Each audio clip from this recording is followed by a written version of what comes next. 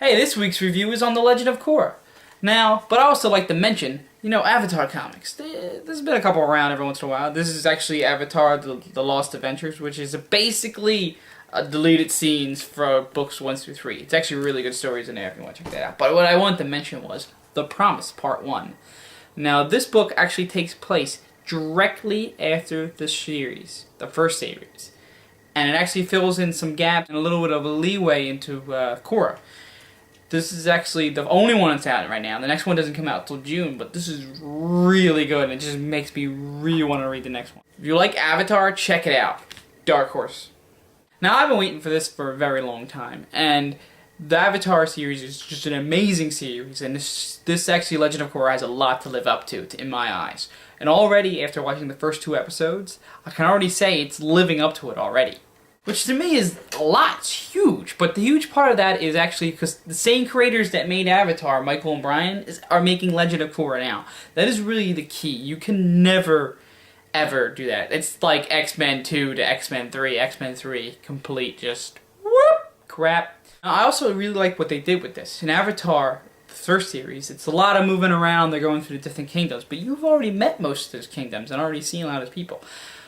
In the new Legend of Korra, it's set mostly in Republic City, which is a brand new thing. It's kind of like turn of the century China. I don't think I can actually compare it to right now. The Avatar is quite different too. For one thing, it's a girl, and she's already actually learned firebending, waterbending, and earthbending.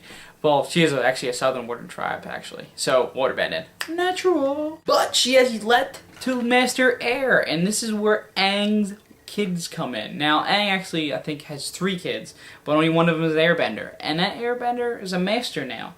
And he actually has 4 kids, actually one's on the way, and so far they're all airbenders. So I had an odd thought. That means that all of Aang's descendants are going to be the only airbenders that are there in that world. So that means all the air avatars are going to be descended from Aang. And it also means that all of the avatars that get trained airbending will be trained by one of Aang's descendants. Once again, Aang plays a huge, amazing role in this world. Now, what I really like what they did with the enemy in this one. The enemy is actually regular people this time. No bending. It's actually going to be an anti-bending movement. Regular people going, oh, we're being oppressed. Which, honestly, I don't know if they are being oppressed. If you actually think of, like, May, she's a non-bender. Her father is, like, general and all that. And just saying. Just saying. Maybe people read too much into this. Now, this series has just started. They've actually only aired the first 2 episodes. It's actually going to be 26. And they said it's going to be 2 books. And the first book is Air, so it makes me wonder, what will the second book be? I'm a little scared that the second book will be like Spirit World or Avatar State. Because that means we won't really get to see Aang in a year or so. But 26 episodes of what looks like it's going to be amazingness.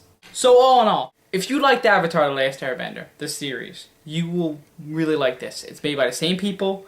It's the same amazing artwork. It's the same amazing world. Older. More new things to find out. Get to see their kids. And it's just great storytelling.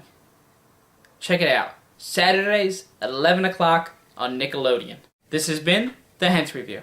Hey, now it's time for the weird fact of the week. Toph Beifong is actually the only character on the show that has a last name. All the other ones' last names are actually of where they're from. Zuko the Fire Nation, Katara the Southern Warrior Tribe, and so on. Also, Zuko was the last character actually written in. They written him in because originally the Fire Lord was going to be the main component, but they couldn't really have him, get off his throne and attack him so early. They needed someone to go chase Aang across the world. Also, Katara was originally supposed to be Zuko's love interest. That changed a bit.